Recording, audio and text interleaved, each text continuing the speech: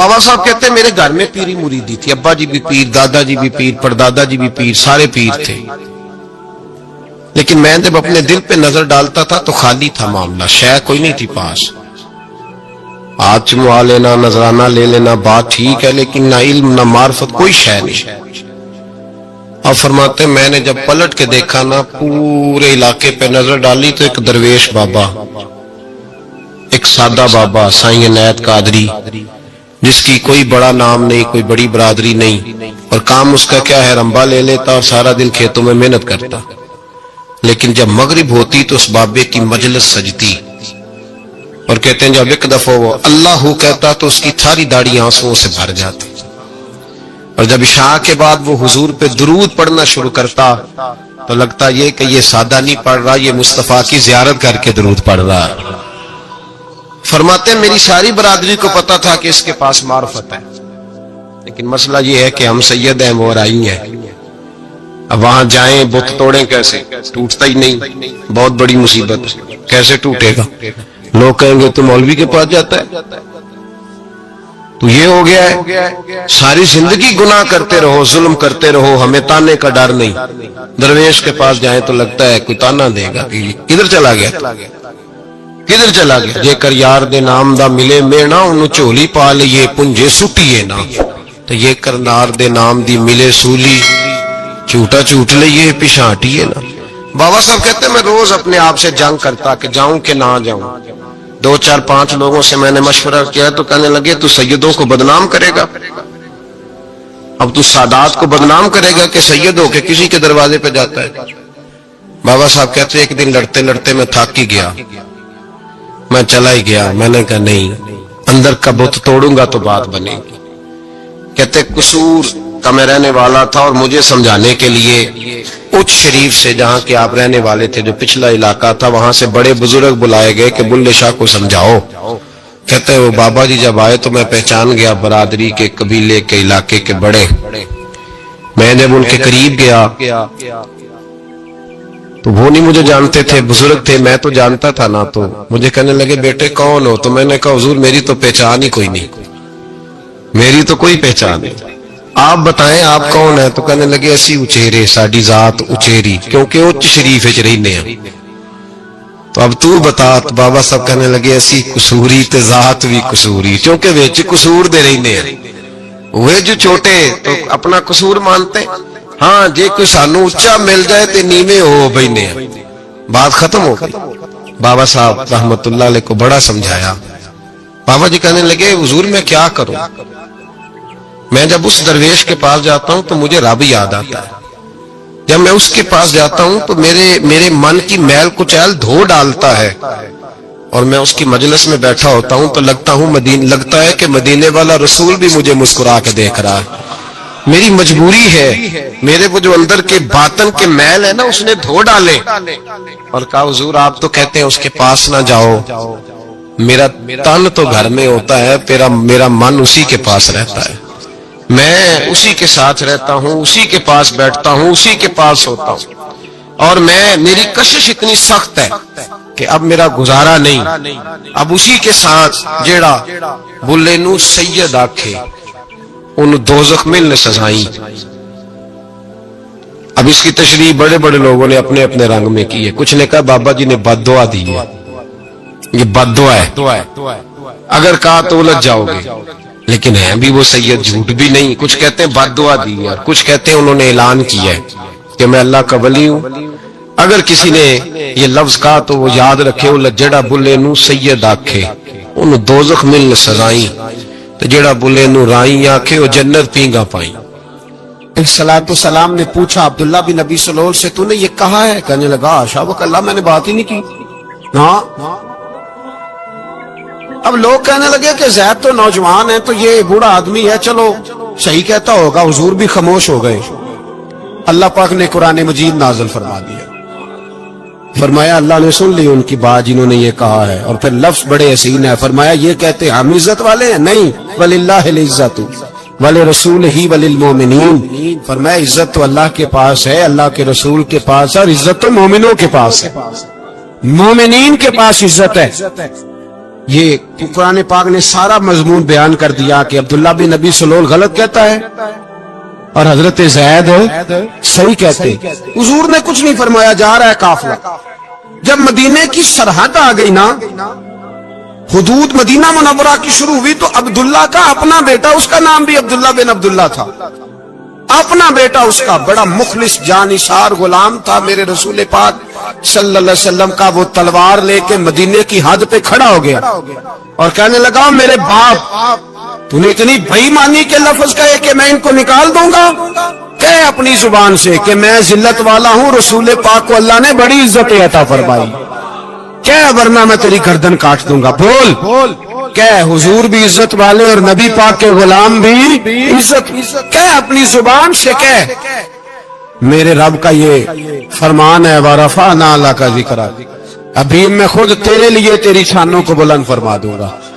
تو کہے تو دشمن ہو کے کہنے لگا میرے بیٹے مجھے معاف کر دے, مصطفیٰ تو بڑی عزتوں والے ہیں, ان کے غلام شانوں والے. جب بیٹا تلوار لے کے سامنے کھڑا ہوا, شہرت ہوئی. اب نبی پاک نے حضرت عمر کی طرف دیکھا, کہا عمر تیری بات صحیح تھی, اب جو ہوا یہ زیادہ صحیح تھا. وہ میں نے تجھے کہا حوصلہ کر, تدبر کر, وقت کا انتظار کر, یہ صحیح ہوا کہ وہ صحیح تھا. تو حضرت عمر فاروق کہنے لگے, یا رسول اللہ میں گواہی دیتا ہوں آپ واقعی اللہ کے سچے رسول ہیں صلی اللہ علیہ. اتنی اچھی رائے, وقت فیصلہ کرتا ہے, تدبر سے چلے, دانائی سے چلے, علم پیدا کرے, بردباری. ہمیں کئی دفعہ سجدہ صاف کرنا پڑتا ہے, ہم جو کہتے ہیں بات اس کے الٹ نکل آتی ہے. ہم کسی شخص کے بارے میں کچھ تبصرہ کر بیٹھتے ہیں, کچھ عرصے کے بعد ہمیں پتا چلتا ہے کہ وہ تو ایسا تھا ہی نہیں, ہم نے غلط بات کر. ہم بغیر تحقیق کے, بغیر تفتیش کے, حوصلہ نہ ہونے کی وجہ سے, صبر نہ ہونے کی وجہ سے ہم بہت سارے کام کر گزرتے ہیں, پھر ہمیں نقصان ہوتا ہے. اپنی زندگی میں حلم نہ چھوڑیں, حوصلہ نہ. لڑائیاں ہوتی ہیں نا گھروں میں, اس کی وجہ خامد ہوتا ہے, بیوی نہیں ہوتی. یہ بات گھر جا کے بتانا کہ آج انہوں نے کہا. لڑائی کی وجہ کون ہوتا ہے؟ نہ بولو تسی, پر میں تے آخ ہی چھڑیا ہے, وہ تو ریکارڈ ہو گیا ہے. لڑائی کی وجہ کون ہے؟ جڑے باتیں لڑتے نے وہ کندے ہی نہیں پے. وجہ کون بنتا ہے جی؟ کیوں بلا؟ اس لیے کہ نبی پاک صلی اللہ علیہ وسلم نے فرمایا عورت کی عقل آدھی ہے, تو تیری تو پوری ہے نا. جس کا مطلب ہے لڑائی اگر بچ سکتی تھی تو مرد کی وجہ سے بچ سکتی تھی, گھر میں امن ہو سکتا تھا. کہتے ہیں جی بڑی بیوقوف ہے, میری سنتی نہیں. تو میں نے کہا جو اس سے بحث کر رہا ہے وہ سیانا ہے؟ بولیں, جو بحث کر رہا ہے وہ عقل مند ہے؟ بندہ تو چلو تھا وہ دانشور شیکسپیئر, باتیں بعض اوقات اس کی کچھ ایسی ہیں. اس سے کسی نے پوچھا تھا عورتوں سے کون جیت سکتا ہے بحث میں, تو اس نے کہا تھا وہ جو ان سے بحث نہ کرے, جو ان سے بحث. تو بھائی تو وجہ اس لیے کہ حوصلہ تو نہیں کرنا تھا. نبی پاک علیہ السلام نے فرمایا بی بی ٹیڑھی لکڑی ہے, سیدھی کرنے کی کوشش کرو گے تو ٹوٹ جائے گی. سیدھی تو پھر کتنا بیوقوف ہے جو پتھر سے سر رگڑ رہا ہے, کتنا نادان ہے جو یہ حرکت کر رہا ہے, دریا میں چھلانگ لگا کے کہتا ہے ڈوبوں گا نہیں. تو بھائی حوصلہ پیدا کر, علم پیدا کر. بہت ساری ایسی باتیں کرے کہ جس میں اشتعال آئے گا, فٹافٹ 3 لفظ طلاق کے دے دیے, اب بھاگا گیا مفتی صاحب کے پاس, او ہو 4 بچوں کا کیا بنے گا. اور یہ بات پکی ہے کہ بچوں کو صرف ان کی ماں ہی پال سکتی ہے, ان کی ماں. اور بات مجھے نہیں بھولتی, ایک شخص نے بیوی کو طلاق دے کے دوسری شادی کی, اس کا بیٹا تھا 10 سال کا. اس نے اپنے بیٹے سے کہا کہ بیٹے بتا پرانی اماں صحیح تھی یا یہ صحیح ہے؟ اس نے کہا نہیں ابا وہ تو جھوٹ بڑے بولتی تھی, یہ صحیح ہے.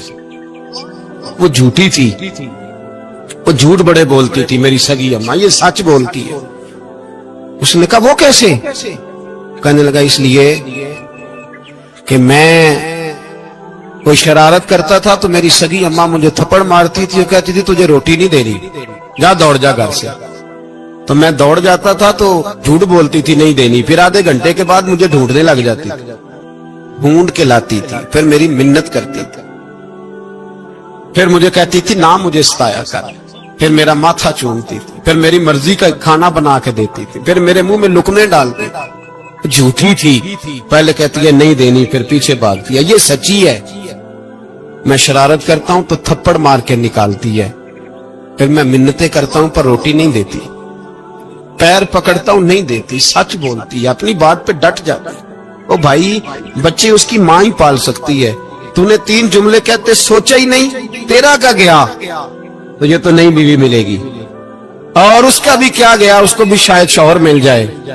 ان پھولوں کی پرورش صرف ان کا مالی کر سکتا ہے، دوسرا کر سکتا تو نے حوصلہ ہی نہیں کیا۔ ٹھیک ہے غلطی بی بی کی تھی، پر تو مرد تھا نا، تیرے پاس تو دلیری تھی، فٹافٹ 3 طلاق کے جملے کہہ دیے۔ اور میرے رسول پاک علیہ السلام نے فرمایا جائز کام بڑے ہیں، پر طلاق جائز تو ہے، پر میرے رب کو پسند نہیں، اللہ کو پسند۔ تو نے مالی بگا دیا جس نے تیرے گھر کا باغ سینچنا تھا۔ تو بھائی یہ حوصلہ نہیں، درجنوں طلاقیں، 20 کیس، اور ابھی وہ شادی کے پورے کپڑے نہیں پہنے تو طلاق پہلو، اس کی وجہ یہ کہ حوصلہ نہیں، صبر نہیں، رضا نہیں، ہم احساس نہیں کرتے۔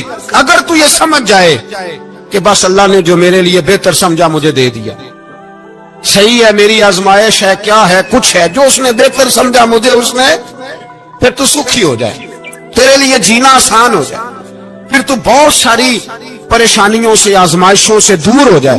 میرے نبی پاک علیہ السلام نے ہمیں حوصلہ کرنے کا حکم دیا، دلیری۔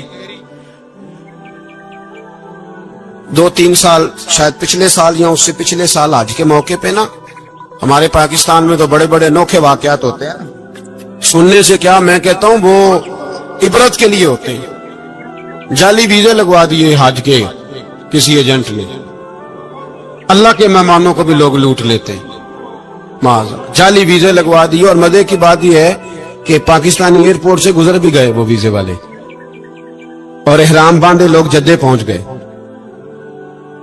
4 آدمی تھے، انہوں نے ویزا دیکھا تو کہا نکلی، آپ کو واپس جانا پڑے گا۔ اگلی فلائٹ سے وہ لوگ واپس آئے۔ آپ مجھے بتائیے، ان کی جب وہ چھوٹے چھوٹے کلپ آئے، میڈیا نے ان کی باتیں سنی تو ان کے آنسو نہیں تھمتے تھے۔ ایک آدمی احرام باندھ کے گیا ہے، معمولی سمجھتے ہیں آپ؟ میرے جیسا غریب آدمی کبھی اس نے ارادہ کیا اور مدینے جانے کا لیٹ ہو جائے تو کلیجہ پھٹنے کو آتا ہے، کچھ مجبوریاں پیروں میں آ جائے، نہ جا سکے تو پتہ نہیں کتنی توبہ کرنے کو دل کرتا ہے کہ کہیں غلطی تو نہیں ہو گئی، کوئی ایسی بات تو نہیں نکل گئی، یقین کرے طبیعت پریشان ہو جاتا، یار کوئی ایسا کام تو نہیں ہوگا جس کی وجہ سے یہ بات ہوئی۔ 4 آدمی لوٹ آئے، حالات خراب ہو گئے، لوگ رو رو کے قصے سناتے تھے، لیکن میرے رسول پاک علیہ السلام کا حوصلہ دیکھو، حضور کعبے کا بھی کعبہ، حضور مالک، حرم کے مالک مطلق، جن کے صدقے اللہ نے کعبہ کو بیت اللہ بنایا۔ حاجیو آؤ شہنشاہ کا روضہ دیکھو، کعبہ تو دیکھ چکے، اب کعبے کا بھی کعبہ دیکھو۔ حضور 1400 صحابہ کو لے کے گئے عمرہ کرنے، مقام حدیبیہ پر پہنچے تو کافروں نے روک لیا، ہم عمرہ نہیں کرتے، تو اور میں خادم اور جو وارث و مالک ہیں 1400 صحابہ، ہم نہیں عمرہ کرنے دیتے، واپس جائیے۔ صلح لکھی جا رہی ہے، صلح کی شرطیں کیا ہیں؟ مکے سے کوئی آدمی غلطی سے بھی مدینے چلا گیا، مکے کا آدمی تو مسلمان اگر ان کے ظلم سے تنگ آ کے، مکی مسلمان کافروں کے ظلم سے تنگ آ کے مدینے چلا گیا تو مدینے والے واپس کریں گے، اور اگر مدینے سے کوئی شخص غلطی سے بھی مکے چلا گیا تو مکے والے واپس نہیں کریں گے۔ اتنی سخت شرائط، حضرت عمر غصے سے کانپنے لگے، صحابہ پریشان ہیں، پر میرے رسول پاک نے صبر دکھایا، حوصلہ، تدبر، یہ تدبیر ہے، صبر ایک بہترین تدبیر ہے، اگر کوئی اپنائے تو بہترین طریقہ ہے۔ حضور نے فرمایا ہمیں منظور ہے، صلح کرو، اور اتنا سخت حکم ہے، کہنے لگے 1400 احرام والے واپس جائیں، بعد میں آنا، اس وقت نہیں عمرہ کرنے دیں گے۔ میرے نبی پاک علیہ السلام، مجھے بتاؤ، مجھے اور آپ کو دکھ ہوتا ہے تیاری ہو تو پروگرام رہ جائے، تو اگر احرام باندھا ہو اور اللہ کے رسول نے بندھوایا ہو تو حضور واپس لوٹنے لگے تو کتنی تکلیف کی بات ہے۔ حضور نے فرمایا چلو آئندہ آئیں گے، معاہدہ لکھا جا رہا ہے، حضرت علی معاہدہ لکھ رہے ہیں، لکھو محمد الرسول اللہ صلی اللہ علیہ محمد الرسول اللہ صلی اللہ علیہ وسلم اور قریش مکہ کے بیچ معاہدہ. یہ تحریر لکھی جا رہی تھی تو ابو سفیان بول پڑا، کہنے لگا جی ہم محمد الرسول اللہ نہیں نکلنے دیں گے معاذ اللہ، یہی تو ہمارا جھگڑا ہے. اگر آپ کو رسول اللہ مان لیا تو پیچھے رہ کیا گیا، محمد ابن عبداللہ لکھے. حضور نے حضرت علی سے فرمایا رسول اللہ کاٹ کے محمد ابن عبداللہ لکھو. حضرت علی لکھ رہے تھے، محمد رسول اللہ لکھا تھا، فرمایا رسول اللہ کاٹ کے محمد ابن عبداللہ لکھو. تو حضرت علی کہنے لگے حضور مجھے یہ لفظ کاٹنا نہیں آتا، حضور مجھے یہ لفظ کاٹنا. کسی صحابی نے اعتراض نہیں کیا کہ لکھنا آتا تھا، کہا مجھے کاٹنا. حضور نے دوبارہ کہا علی کاٹ دو. یا رسول اللہ مجھے یہ لفظ کاٹنا نہیں آتا. میرے حبیب نے تیسری دفعہ کہا علی کاٹو. تو شیر خدا نے قلم چھوڑا، ہاتھ باندھے اور کھڑے ہو کہنے لگے محبوبہ مجھے تیرے قصیدے لکھنے آتے ہیں، کاٹنے کوئی نہیں آتے. میں مجبور ہوں، مجھ سے نہیں ہوتا. کوشش کرتا ہوں، نہ قلم اٹھتا ہے نہ ہاتھ چلتا ہے. میرے حبیب پاک نے قلم پکڑا اور لفظ رسول اللہ خود کاٹ کے محمد ابن عبداللہ کرایا. بھائی وقت گزر گیا، صلح ہو گئی. یہ تدبر، یہ حوصلہ، یہ تدبیر میرے نبی نے فرمائی. اب تو 1400 کو مکے نے نہ داخل ہونے دیا، لیکن ایک سال ہی گزرا، تھوڑا ہی وقت گزرا، میرے رسول پاک 10,000 کو لے کے مکے میں داخل ہو گئے. 10,000 اس نے فائدہ دیا. حکمت کیا تھی، تدبر کیا تھا؟ قریش روز لڑائی کرنے آ جاتے تھے، تبلیغ ہی نہیں کرنے دیتے تھے. ان سے صلح ہو گئی تو نبی پاک نے کیسر کو خط لکھا، کیسر روم کو، ہرکل کو. دور دراز تبلیغ پھیل گئی، مسلمان 100,000 سے زیادہ ہو گئے. ان کی طرف سے اب وہ لڑائی بند ہو گئی. میرے حبیب پاک علیہ السلام کے حوصلے نے کمال دکھایا. اس تدبیر نے فائدہ دیا امت مسلمہ کو. 10,000 کا لشکر لے کے حضور کعبے میں داخل ہوئے. کل جو ابو سفیان کہتے تھے نا محمد رسول اللہ لکھنے نہیں دوں گا، آج وہ خود کہہ رہے تھے اشہد ان لا الہ الا اللہ واشہد ان محمد رسول اللہ صلی اللہ علیہ. کل جو کہہ رہے تھے کہ میں یہ لفظ نہیں لکھنے دوں گا، آج ابو سفیان کی حویلی میں لاکھوں لوگ، ہزاروں لوگ بیٹھے تھے اور سارے کہہ رہے تھے محمد الرسول اللہ محمد الرسول اللہ محمد الرسول اللہ صلی اللہ علیہ وسلم. میرے محبوب کی تدبر نے، فقاہت نے، اور پھر کمال ہوا. 1400 کہاں اور 1,44,000 کہاں، 1400 کہاں اور 1,44,000. 1400 کو نہیں جانے دیا عمرہ کرنے. میرے رسول پاک 1,44,000 کو لے کے حج کرنے چلے گئے. حضور نے حج کیا، ہر طرف لبیک لبیک کی صدائیں بلند ہوئی. یہ میرے نبی پاک کا تدبر ہے، حوصلہ ہے. اگر وقتی طور پہ حوصلہ کر جاؤ گے، دلیری کر جاؤ گے، آنے والا وقت آسان ہو جائے. حوصلہ نہیں، صبر نہیں، سکون نہیں. 2-4 باتیں، یہاں تک کہ لوگ ابا جی کی بات برداشت نہیں کرتے، ایسے جملے کہہ دیتے ہیں جو دوبارہ پلٹ کے نہیں آتے. ماں کو لفظ نہیں بولتے، باپ کی روح تک چھلنی کر دیتے ہیں وہ جملے. لیکن لوگ اس وقت حوصلہ کرنے، اور ہم پنجابی لوگوں نے تو گنجائش ہی بڑی دے دی ہے. کہتے بچہ ہے جے ایک ہی ہے، ایک میں حوصلہ کرے کی ہے ماشاءاللہ. تو اگر جوان ہو گیا تو کہتے ہیں گرم خون ہے، مکہ کم. اگر بوڑھا ہو گیا تو کہتے ہیں بوڑھوں میں حوصلہ نہیں ہوتا، نہ بچے میں نہ تو کس میں حوصلہ ہوگا؟ بولے کسی میں بھی نہیں. چھٹی سب کو فتویٰ مل گیا نا، یہ بچہ ہے جی، ابھی یہ تو بچہ ہے، آپ تو سیانے بیانے ہیں، یہ بچہ ہے. کمال ہو گئی ہے بھائی. کیا مطلب ہے بچہ ہے؟ بچے کو سارا پتہ ہے، ہر چیز اسے آتی ہے، حوصلہ کرنا ہی نہیں آتا. اور پھر کہہ دیا وہ تو گرم خون ہے. وہ کیا بات کرتے ہو، گرم خون؟ ابے کے گلے پڑ گیا گرم خون، اس کو کھڑا کرو نا ایس پی کے سامنے اور اس کو مار تھپڑ اس کے منہ پہ، تیرے گرم خون کا پتہ چلے. غریب کے یہ گلے پڑ گئے، اس کو کھڑا کرو ایس ایچ او کے سامنے، پھر پتہ چلے گا خون کتنا گرم ہے. وہاں بالکل چپ ہے، بالکل خاموش ہے. اور گرم خون اس کا صرف اماں کے لیے، جلال صرف رہ گیا اگر غریب گھر کی بیٹی بیاہ کے لایا تو صرف اس کے لیے. کوئی ایسی بات نہیں. ہم بڑے سیانے، ہمارا غصہ بڑا سمجھدار ہے، ہمارا وہ گرم خون بڑا سیانا ہے. وہ جہاں دیکھتا ہے کہ معاملہ ہلکا ہے تو وہاں وہ گرم خون جلال میں، اور جہاں دیکھتا ہے کہ سامنے والا تگڑا ہے تو وہاں وہ گرم خون فوراً ٹھنڈا ہو جاتا ہے۔ حوصلہ پیدا کریں، زندگی حوصلے مند لوگ جیتے ہیں، جو حوصلے مند نہیں ہوتے وہ تو زندگی کا ایک سال لطف سے نہیں جی پاتے۔ حوصلہ کریں، مسکرائیں۔ میرے نبی پاک صلی اللہ تعالی علیہ وسلم نے نا عثمان بن طلحہ کعبے کی چابی ان کے پاس ہوتی تھی، تو حضور نے ایک دن فرمایا عثمان، اچھا یہ نہیں تھا کہ عثمان خاص لوگوں کو چابی کعبہ کھول کے دکھاتے تھے، بلکہ ان کو قریش کی جانب سے یہ حکم تھا کہ جو بھی تجھے کہے تو نے کعبے کا دروازہ کھول دینا۔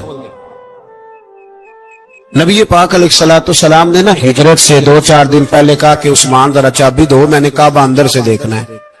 بڑے ٹھنڈے دل سے ذرا سننا، ادھر دیکھو میری طرف، ادھر دیکھیے گا ذرا میرے بھائی۔ میں نے ایک بندے سے کہا یار پانی کی بوتل دینا دکاندار سے،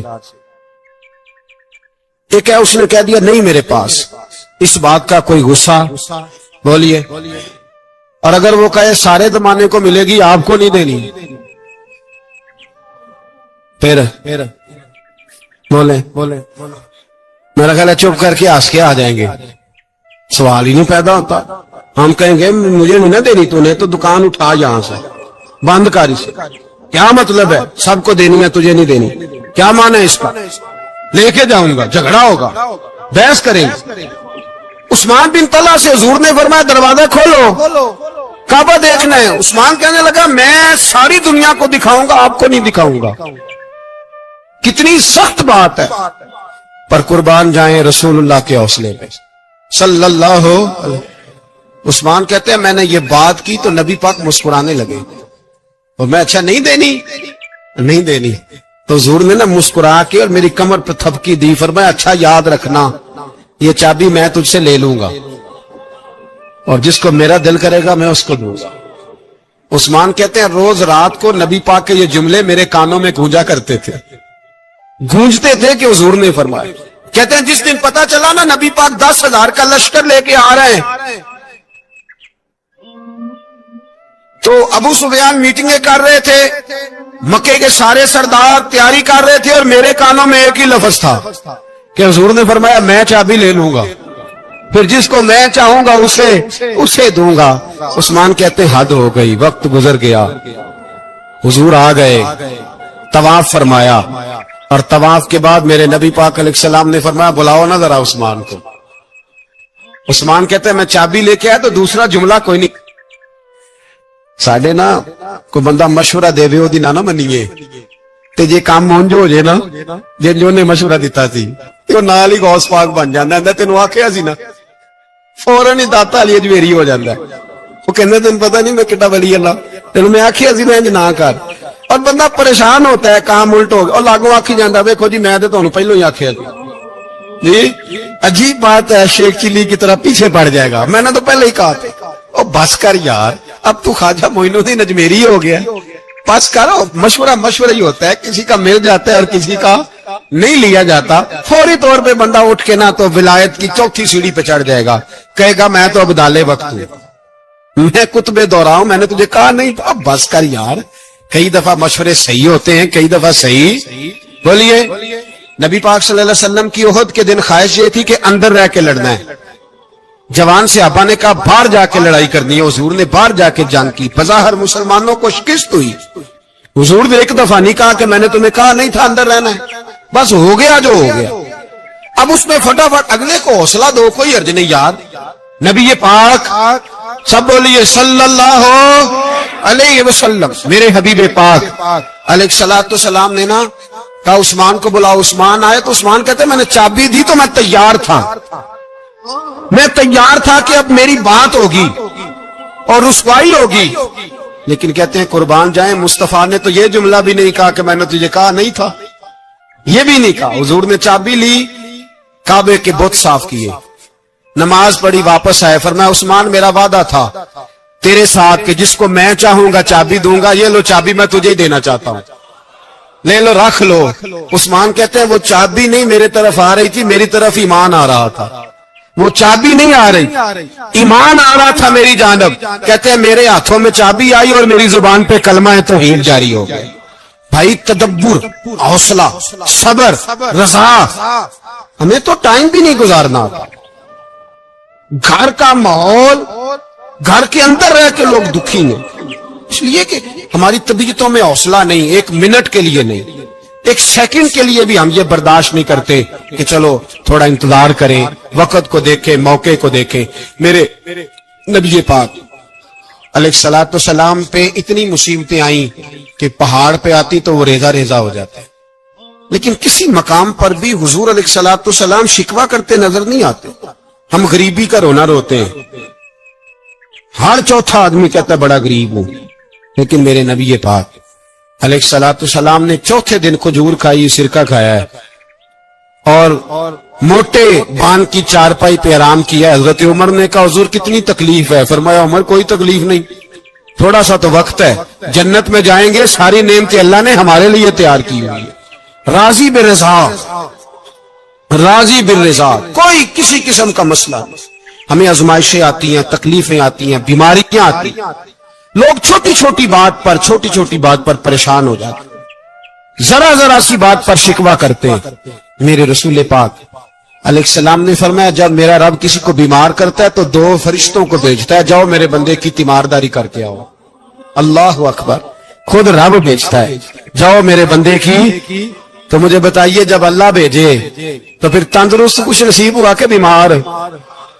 جی تندرست پھر خوش نصیب کون ہوا؟ میرے نبی پاک صلی اللہ علیہ وسلم نے فرمایا رب 2 فرشتے بھیجتا ہے، فرماتا ہے پتہ کر کے آؤ میرے بندے کا اس کا کیا حال ہے، حالانکہ اللہ سارا ہی جانتا ہے. فرشتے آتے ہیں، واپس جاتے ہیں، رب کریم پوچھتے ہیں بتاؤ میرا بندہ کیا کہتا تھا؟ اللہ تجھے سارا ہی پتا ہے، پر ہم سے پوچھتے تو بتا دیتے ہیں. وہ یہ کہتا تھا کہ میں اپنی رب کی رضا پہ بڑا ہی راضی ہوں، وہ تیری حمد کر رہا تھا، تیری تعریف کر رہا تھا، تیرا شکر کر رہا تھا، تیرے لیے کلمات حمد بیان کر رہا تھا. تو میرے نبی پاک علیہ السلام فرماتے ہیں، اللہ فرشتوں سے فرماتا ہے سنو پھر اگر میں اپنے بندے کو اس بیماری میں شفا دوں گا تو اس تندرستی سے زیادہ اچھی تندرستی دوں گا جو پہلے اسے عطا کی ہوئی تھی، پہلے سے اچھی صحت دوں گا. اور اگر اسے اس بیماری میں موت دوں گا تو پھر مرتے ہی اس کے لیے میں جنت کا فیصلہ فرما دوں گا. بھائی جب تو راضی بالرضا رہتا ہے، راضی بالرضا، بڑی سادی سی بات ہے بھائی. آپ گھر گئے روٹی مانگی تو اگر کسی نے کہا نا کہ اتنی تھکاوٹ ہے ٹائم پہ آیا کرے اس وقت، تو روٹی تو وہ بھی مل گئی، اور اس میں لذت، وہ سکون نہیں، وہ سکون نہیں. میری اماں جی سالن پکا کے رکھ لیتی تھی تو روٹی جب بھی کوئی مانگتا تھا تو تازی بنا کے دیتی تھی، ان کی طبیعت تھی. تو میں اکثر ان سے کہتا کہ اماں جی پکا کے رکھ دیا کرو. کہتے تمہیں خوشی نہیں ہوتی جب تمہاری اماں تازی پکا کے دیتی ہے؟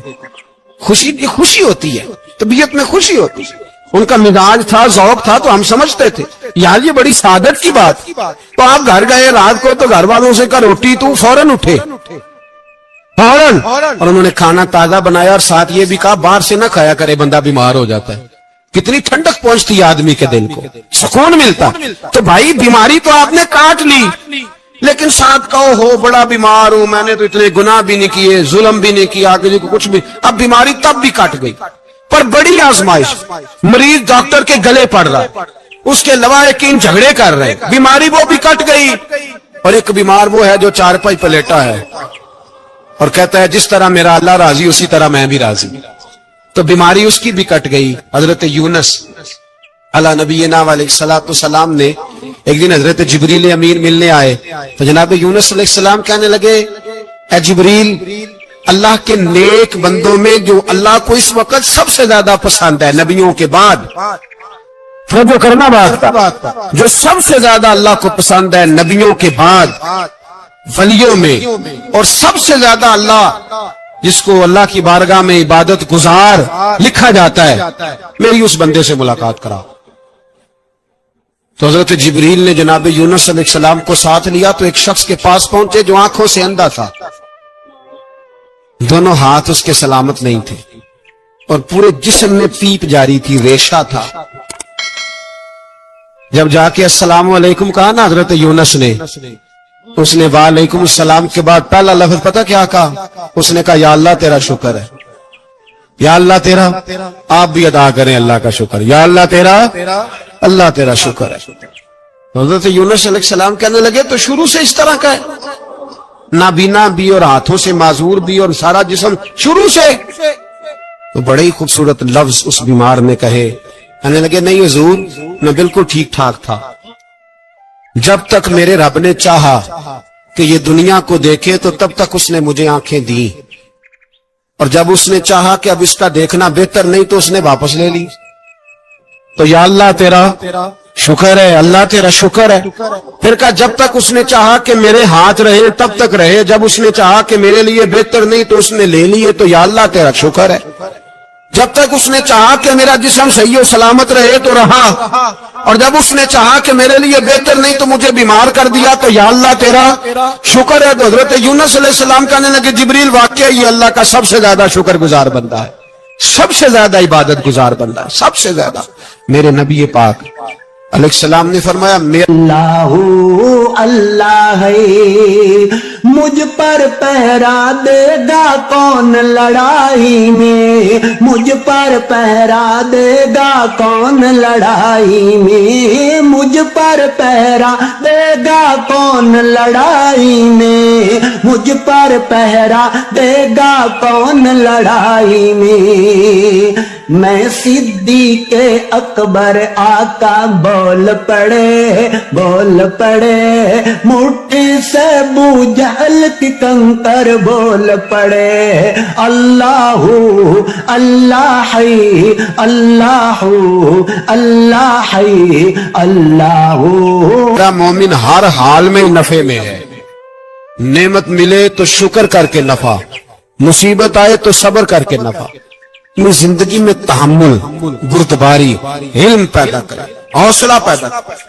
ہر آنے جانے والے شخص کے مزاج کے مطابق اسے نہ ملے، اپنا مزاج صحیح رکھے، اپنی طبیعت کے مطابق اپنے ماحول کو برقرار رکھے۔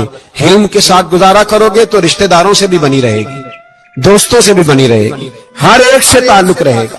اور اگر آپ کے اندر یہ حوصلہ نہیں تو پھر سارے معاملات پریشانی کا شکار ہو جائیں گے۔ یہ تو آج کا مضمون تھا۔ ہمیں نا لوگ مشورہ دیتے ہیں، کہتے ہیں پیر صاحب درویشوں کو سیاست کی بات نہیں کرنی چاہیے، دیتے ہیں نا مشورہ۔